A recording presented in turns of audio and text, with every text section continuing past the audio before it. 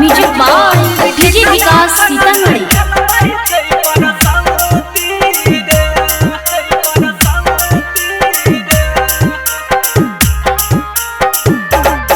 लाले रंगवा लेके है अलियाई साथे यह बीरानी ललियाई खाके गोटी रे। लाले रंगवा लेके है अलियाई साथे यह बीरानी ललियाई खाके गोटी रे। पता चलल हमर माल छै परसौती रे। होली के कथा संग खेलबै छै परसौती रे।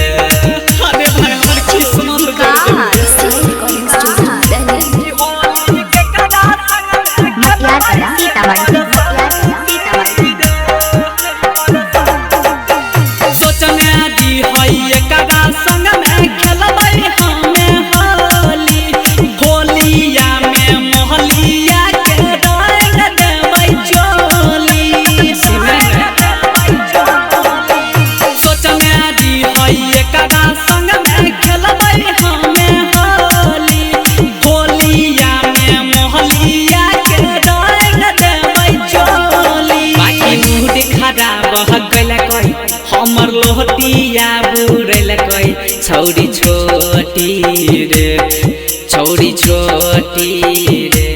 पता चलल हमर माल छै परसौती रे। होली के कथा संग खेलबै छै परसौती रे।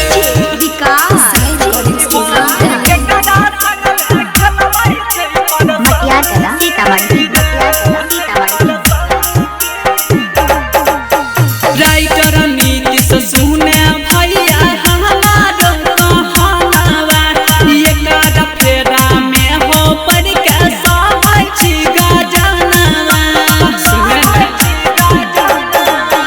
सानी हानी गुडू मन समाना ने कहनावा एकरा फेरा में हो पड़ के सहै छी गजनवा।